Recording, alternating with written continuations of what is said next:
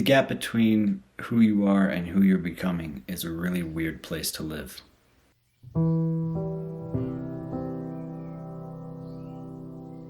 I've been thinking about this a lot lately because I think that most people imagine change feels exciting. Like one day you wake up motivated, you have everything figured out, right? And from that point on, you're just a different person.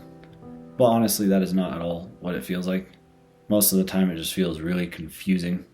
You start doing things that the old version of you wouldn't do. Maybe you're waking up earlier, maybe you're waking up consistently earlier. Maybe you're going to the gym, maybe you're spending less time scrolling.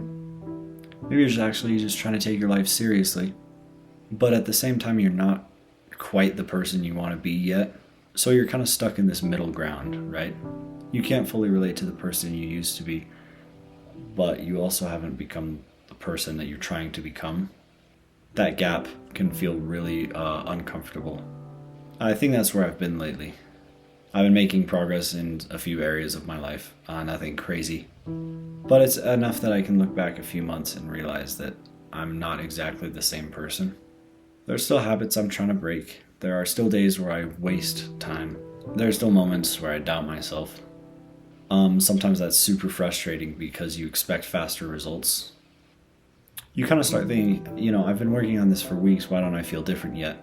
I think that's because we're always looking at where we are instead of where we were. I think it was Tony Robbins that said most people overestimate what they can do in a few months and they underestimate what they can do in 10 years. But the thing that stays consistent throughout those two is that you have to build it on small things. I've tried to make drastic changes in my life. I used to wake up at 10 in the morning every single day, and it was just ridiculous. It was awful for me. So I said, okay, I'm going to wake up at 4. I'm going to wake up at 4 every single day.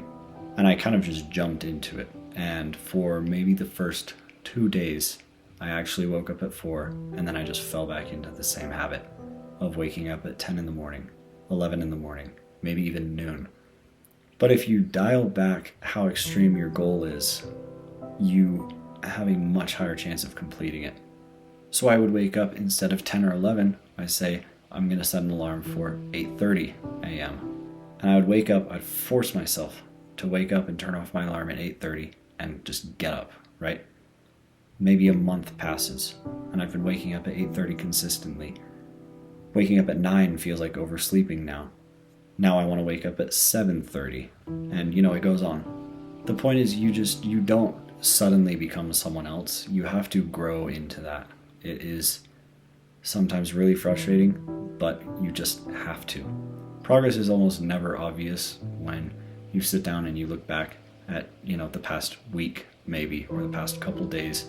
You have to look back at maybe 6 months ago, or maybe even a year ago, or maybe even 4 years ago. If I talked to my high school freshman self, he would honestly probably be astounded at the college I'm going to, and he would not believe me.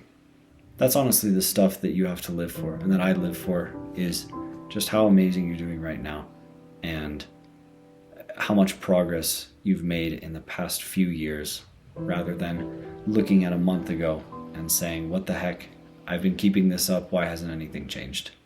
The most exciting thing right now for me is looking at the life I want, realizing I'm not there yet, and deciding to keep moving anyway.